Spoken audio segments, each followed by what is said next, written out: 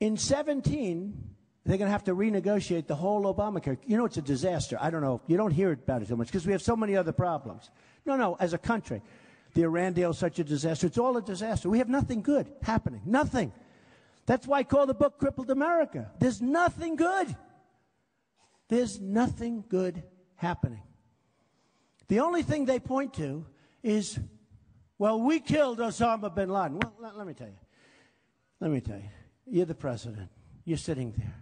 These great guys that we have working between the Navy SEALs and the great people, they call up the president. They say, Mr. President, we have Osama bin Laden. He goes, oh, what should we do? Do you want us to get him, Mr. President, or not? Okay.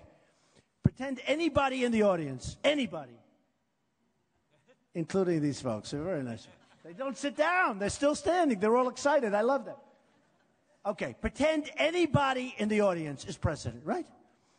And these great guys come in. General, Mr. President, we have Osama bin Laden. So we have a choice. We can leave him alone, Mr. President, or we can go and either take him or bomb the hell out of him. Who's going to say leave him alone? Is there anybody that would say it? And that's the only thing they can point to. They say, and that was years ago. It's a long time ago. So he says, take him. And our SEALs did a great job. They did a great job. Brave guys. I met two of them. They're great guys. But who would say don't get him? Would anybody say that? I mean, you say go get him. And then they sit around waiting, and the answer is a good answer. And give him credit. I want to give him credit. But who would say, oh, you have Osama? Let's not get him. Oh, great. I mean, there might be two people in the audience, but those are very weak characters. I'd like them to leave immediately, okay? Those are not my kind of people. So we don't have victories anymore. We just don't have them. So we're going to turn this thing, and we're going to make it so good. But we now need people that are great in office. I'm going to find a general who's so good, who's so mean and so smart. I don't want just mean. I want mean and smart. You know, I know a lot of tough guys, but they're stupid. We don't need tough, stupid people.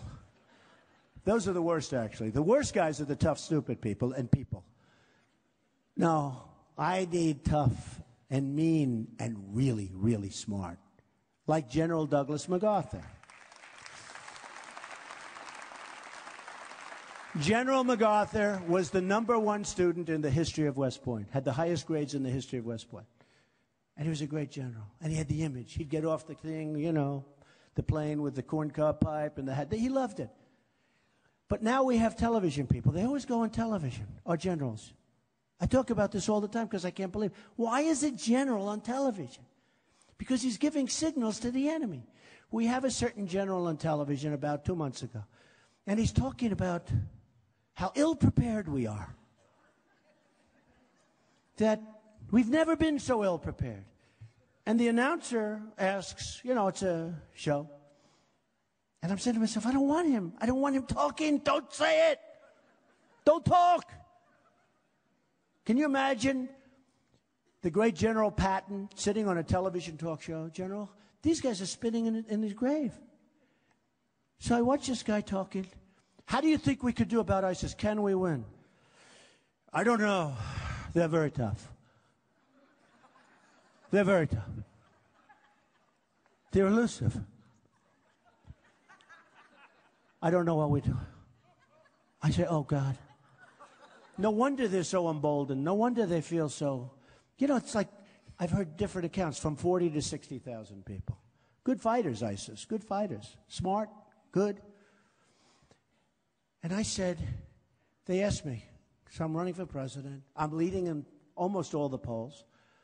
And they asked me a question about ISIS. And I say to the announcer, I don't really want to answer it. And the next day, these idiots over here say, Trump doesn't know the answer. The reason I don't want to answer is because I don't want to tell the enemy. If I win, I don't want to have to. Does that make sense? I don't want to tell them. So 2 weeks go by, and I get the question again. How would you fight ISIS, Mr. Trump, if you're president? I said, do I have to answer it? Do I have to? They said, Mr. Trump, we really think it's appropriate. And I did too, because I was getting killed in the press saying I know more about ISIS than the generals do, believe me. I said, all right, so here's what I do. I hated to do it. Oh, I hated to do it. Because I think I'm going to win. And I don't want these guys. No, I don't want these guys. Because my life has been about victories, in all fairness, okay? It's been about victories. I've had a lot of victories. I'm not like a person that enjoys. You have a lot of people that like to lose, They like to lose. They feel comfortable losing. That's not me. I don't feel too good when I lose. But I said, I don't want to really tell you. But then I realized I had to, because I was getting killed by these people. They said, Trump doesn't have a plan for ISIS. I said, no, I have a plan, but I don't want to tell ISIS what it is. Because I might win. I had to. I said to my wife, I said, I got to tell them about this plan. I'm going to have no choice. Because otherwise I'm not going to win. People are thinking like I don't have a plan. I hate doing it. So I'm on one of the shows, and I said, look, ISIS is making a tremendous amount of money because they have certain oil camps, right? They have certain areas of oil that they took away. They have some in Syria, some in Iraq. I would bomb the shit out of them.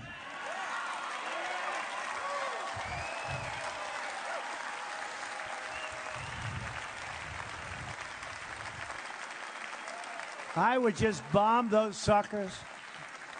And that's right. I'd blow up the pipes. I'd blow up the I'd blow up every single inch. There would be nothing left. And you know what?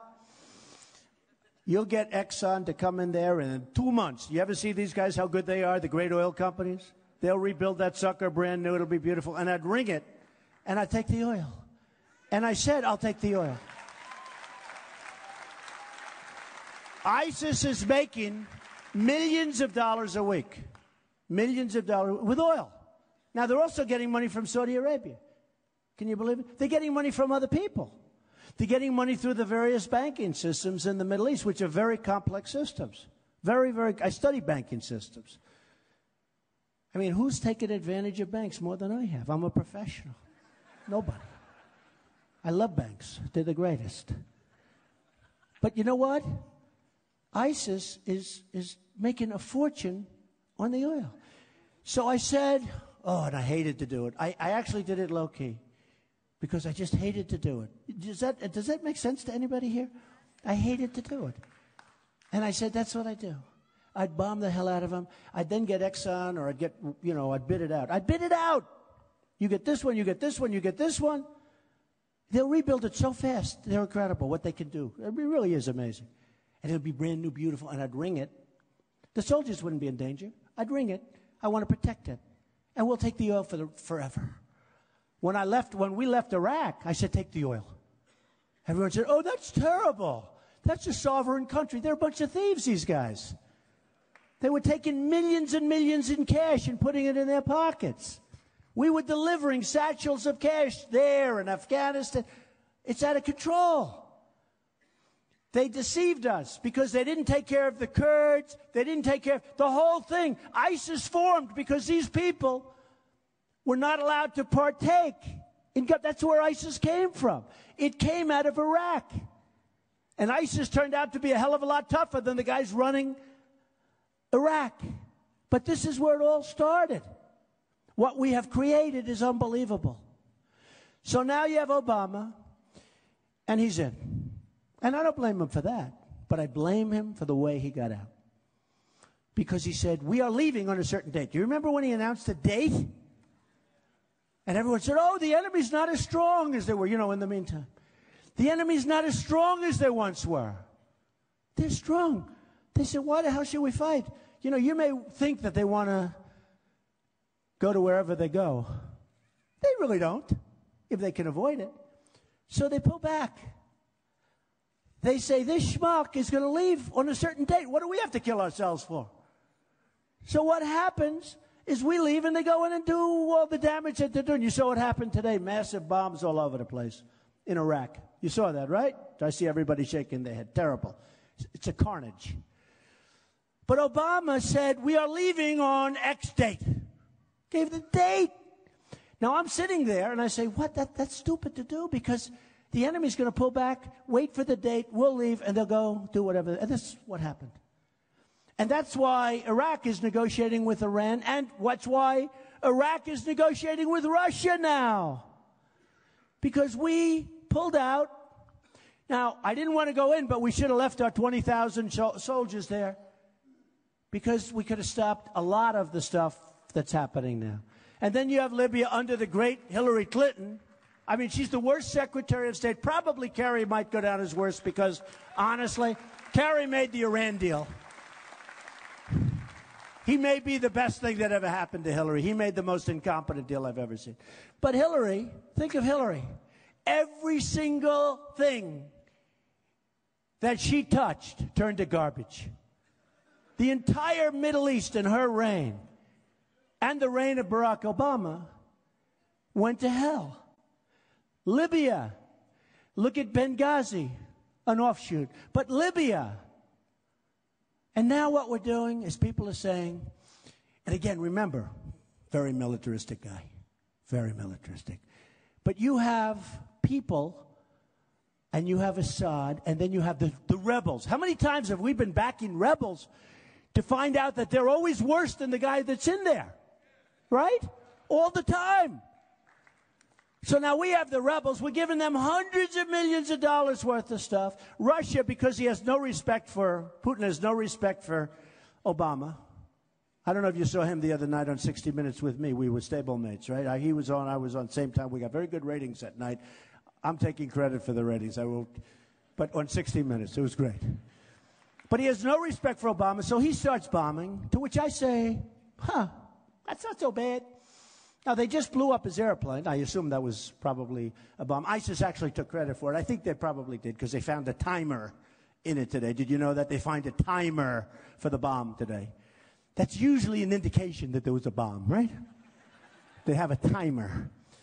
And they announced a long time ago, a while ago, that they blew it up. So he can't be a friend of ISIS. This was a Russian plane. They can't be a friend of ISIS. So if Putin wants to bomb, I say, go ahead. Go ahead. Bomb. And we can bomb too. We got to stop ISIS for a different reason. We can't allow people to cut off people's heads. We can't do it. No, we got to beat them so badly, because we can. If Russia wants to bomb, I say that's great. And we don't want to get stuck in a quagmire in Syria. You know, we're in a quagmire. We were in a quagmire in Afghanistan and are. We're in a quagmire like you never saw in Iraq, but now we're out. But essentially what we did is all those lives, all that money, all that everything, just so horrible. But it was a quagmire. Would everyone agree? You know, just a total quagmire.